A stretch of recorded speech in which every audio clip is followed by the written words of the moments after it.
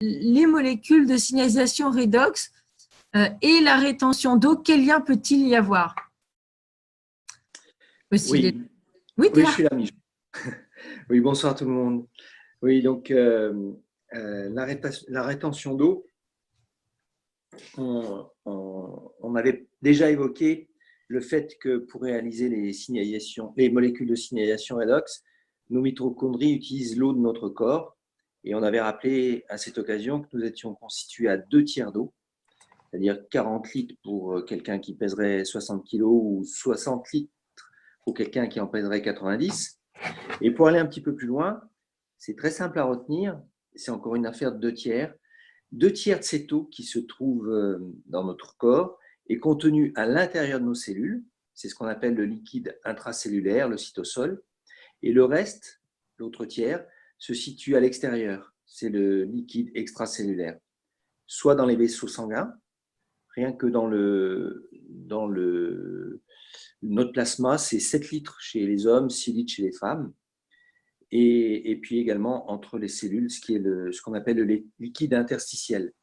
Alors normalement, cet équilibre est maintenu par un jeu bien réglé entre la pression osmotique, entre la cellule et l'espace intercellulaire, et la pression hydrostatique du système cardiovasculaire.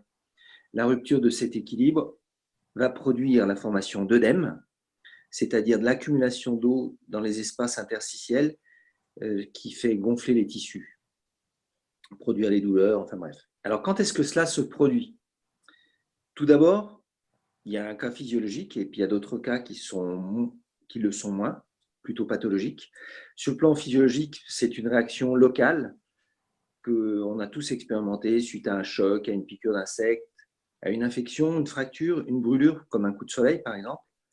Et c'est ce qu'on appelle donc cette réaction locale qui est couplée le plus souvent à une réaction inflammatoire.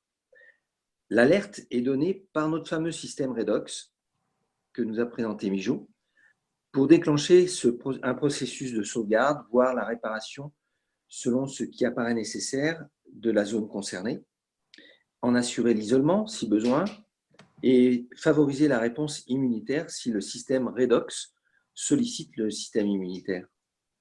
Alors ça arrive également si vous avez un gros coup de chaud, une chaleur plus importante, il va y avoir une vasodilatation, il peut y avoir un petit édème transitoire, un petit gonflement des tissus qui fait que vous avez du mal à retirer une bague, par exemple.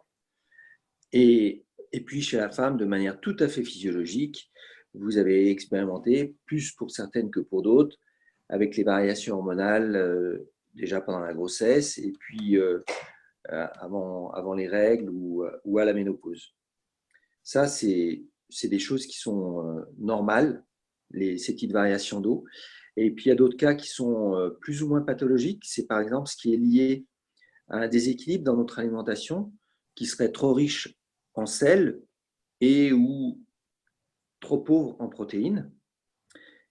Il y a aussi celles qui sont consécutives à la prise de certains médicaments tels que les corticoïdes, les antidépresseurs, les antihypertenseurs, les neuroleptiques, et puis les traitements hormonaux qui sont soit en traitement substitutif ou dans des protocoles de cancérologie. Il y a aussi des maladies comme l'insuffisance rénale, cardiaque, qui perturbent le système de régulation des fluides et qui peuvent entraîner des édèmes plus ou moins graves, plus ou moins invalidants. Et puis bien sûr, une mauvaise circulation sanguine ou lymphatique qui va être aggravée par une immobilité prolongée, qu'elle soit assise ou debout, et ou un manque d'exercice. Et j'en profite pour rappeler l'importance d'une marche modérée. Au moins ça, quand je parle de c'est pas du sport à haut niveau. C'est important parce que la mauvaise circulation, elle impacte lourdement sur le processus d'absorption des liquides. Et si en plus la personne se trouve confrontée à l'ambiance de chaleur qu'on a évoquée tout à l'heure, les vaisseaux sanguins se dilatent, comme on l'a dit, et ils deviennent plus poreux, et l'eau aura encore plus tendance à sortir et d'autant plus de difficultés à se réabsorber depuis les tissus.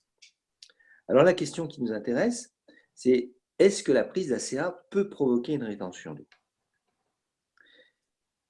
En fait, on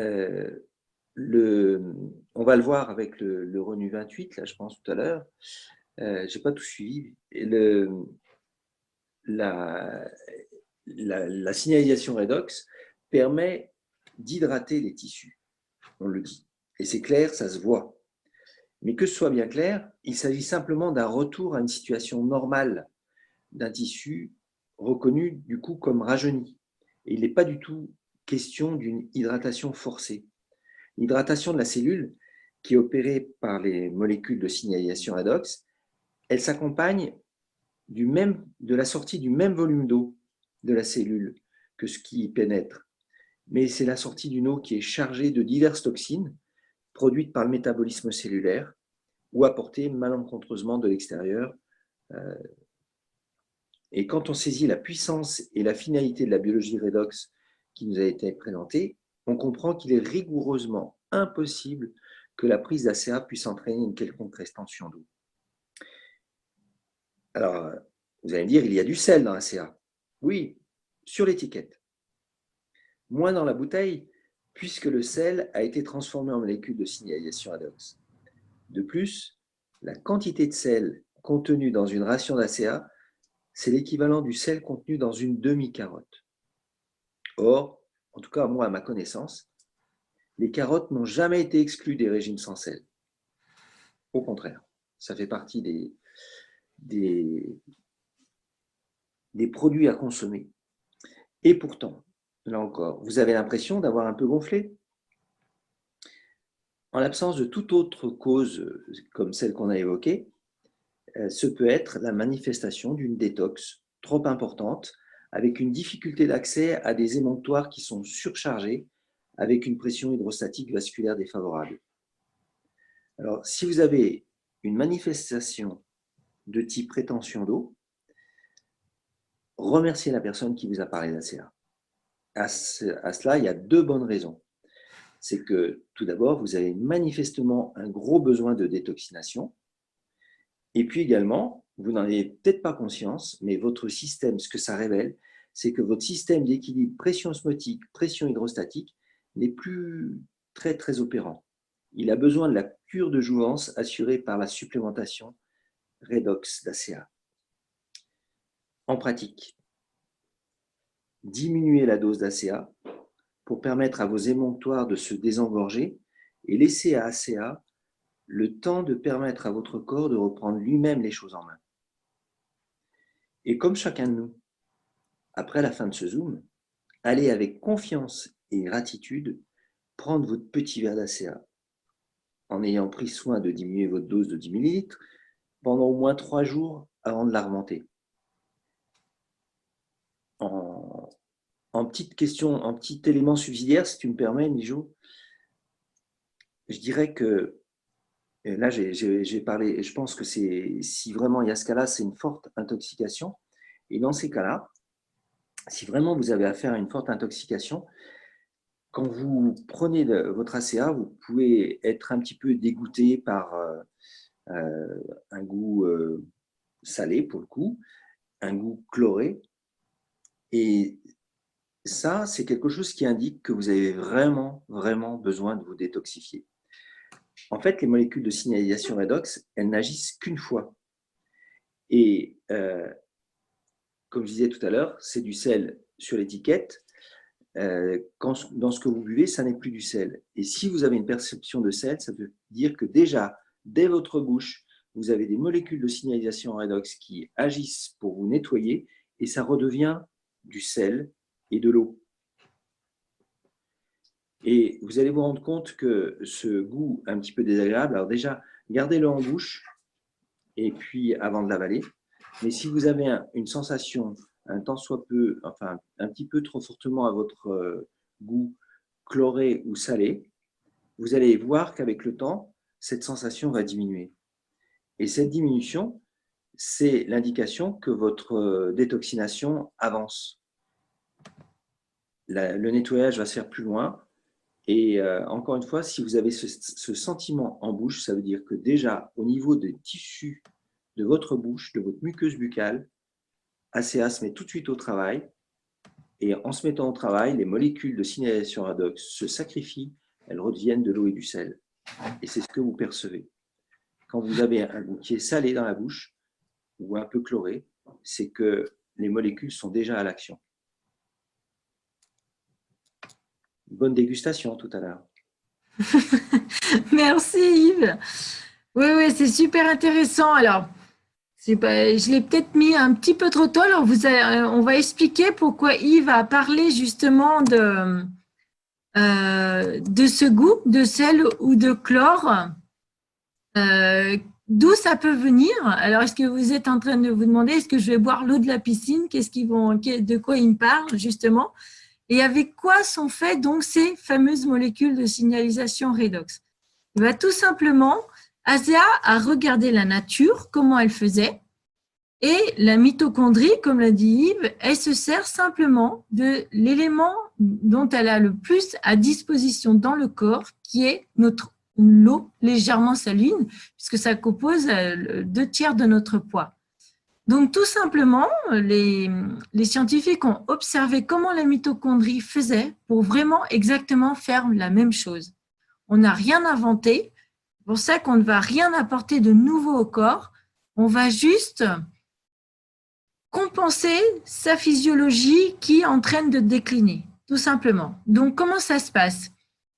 La mitochondrie, elle prend une molécule d'eau salée. Donc, ASEA fait pareil, elle prend une molécule d'eau salée, complètement propre, etc. Donc, qu'est-ce que c'est une molécule? Une molécule, c'est un assemblage d'atomes. Donc, par exemple, l'eau, c'est H, donc un atome d'hydrogène, 2 O, 2 atomes d'oxygène. Et le sel, donc puisqu'on est sur de l'eau salée, le sel, c'est du sodium et du chlore. Alors attention, on n'a pas dit que c'était une molécule de chlore, on a dit que c'était un atome de chlore. D'accord? Donc on n'est pas en train de boire du chlore pur en tant que molécule, on est juste sur des petits atomes. Et qu'est-ce que c'est les petits atomes? Ce sont des petites billes qui, quand elles se combinent entre elles, forment un dessin. Et donc, selon les dessins qu'elles forment, elles vont avoir une action spécifique dans le corps. Donc, ASEA a pris une molécule d'eau salée et a récupéré les matériaux de fabrication de cette eau salée. Donc, il va récupérer toutes les petites billes donc, que je vous ai dit, hein, l'hydrogène, l'oxygène, le sodium et chlorure, pour ensuite s'en servir pour recombiner des milliers de molécules de signalisation redox sous ces deux formes, autant la forme réductrice que la forme oxydative. Donc ça, c'est vraiment l'étape essentielle qu'il faut arriver à intégrer, c'est qu'on part d'une molécule d'eau salée, on prend les ingrédients, on prend les matériaux de cette molécule-là, pour ensuite, au final, arriver vraiment à des molécules de signalisation redox. C'est plus du tout. Alors, on part de l'eau salée et on arrive à des molécules de signalisation redox tout en servant de ces matériaux de fabrication. Donc, si on arrive vraiment à comprendre ça, on a compris, enfin, on évite beaucoup de questions du genre, oui, mais est-ce que c'est naturel, est-ce que c'est bio, etc. On est sur une biologie, même pas moléculaire, atomique. On est sur un travail au niveau atomique. Donc, les atomes, c'est pas quelque chose que c'est nous qui avons créé ou qu'on fait pousser dans son jardin ou qu'on arrose avec des produits. Les atomes, c'est de la matière. Voilà, il n'y a pas eu de création de matière depuis le Big Bang. C'est juste qu'on récupère ce qui existe déjà, qui est dans la nature, hein, une molécule d'eau salée, et qu'on va la redessiner autrement, tout simplement. Donc, c'est vraiment une étape qui nous permet de comprendre pourquoi on dit que c'est naturellement présent dans votre corps. C'est pas simplement naturel, c'est vraiment, on se retrouve avec, dans ces bouteilles, on retrouve exactement les mêmes molécules redox que toutes les cellules de votre corps produisent pour avoir une bonne communication et donc pour avoir une bonne symbiose, de travailler ensemble et de garder le corps avec une unité de bonne santé. Le fonctionnement normal d'une cellule, c'est d'être en bonne santé et de pouvoir réagir et s'adapter à tout ce qui se passe. À partir du moment où il manque ces fameuses molécules redox, elle s'endort. C'est pas qu'elle ne sait plus quoi faire, plus comment faire, c'est juste qu'on lui passe plus l'information, donc elle se met en état de veille. Donc, c'est vraiment d'arriver à comprendre qu'on n'apporte rien d'extérieur au corps, on respecte entièrement sa physiologie, on reste sur le fonctionnement physiologique du corps, mais en venant le complémenter justement sur ce qu'il sait faire de lui-même, sans lui apporter quelque chose de nouveau. Et regardez, j'aime beaucoup cette image, quand on dit que toutes les cellules vivent grâce au redox, ça marche aussi dans le règne végétal, évidemment. Et ça, ce sont des fleurs qui sont coupées depuis 6 semaines. Donc, vous voyez très bien que la tige, elle est complètement sèche. Tout ce qui ne baigne pas dans l'eau a séché. Et une dose par semaine de redox dans l'eau, regardez ce qu'elle est capable de faire la nature à partir du moment où on lui apporte les éléments nécessaires à la vie. Elle est même capable de faire des rejetons ici. Donc, c'est vraiment, si vous croyez que le processus, il est faussé ou autre et que c'est juste de l'eau salée, mettez un bouquet de fleurs dans l'eau salée et dites-moi le résultat. Il n'y a pas besoin d'attendre 6 semaines pour que les fleurs, elles sèchent entièrement. L'eau salée, c'est un puissant désherbant, hein, de toute manière. Donc, alors que là, au contraire, si on lui apporte les molécules de vie pour que les cellules de la tige puissent se régénérer, elle est même capable d'aller faire des petits rejetons. Donc, imaginez, c'est exactement la même chose qu'il se passe dans votre corps. Quel que soit votre état à l'heure actuelle, donc si vous êtes en bonne santé, alléluia, ça va vous permettre d'entretenir cette bonne santé, car rien n'est acquis au niveau de la santé. Il vaut mieux prévenir que guérir, pas la peine d'attendre d'être en gros dysfonctionnement pour dire « Ah bah attends, mon corps, je vais te fournir un peu de ce que tu avais avant, ça va mieux aller maintenant ». Mais même si vous êtes déjà dans un état de pathologie avancé, et regardez ce qui est possible. Même si on a l'impression que tout est fichu ou que tout est sec, regardez en dessous, à l'intérieur, dès que le redox est réintroduit, c'est vraiment la vie qui est réintroduite et le corps est capable de se remettre en route aussi bien que ces tiges de fleurs qui sont coupées.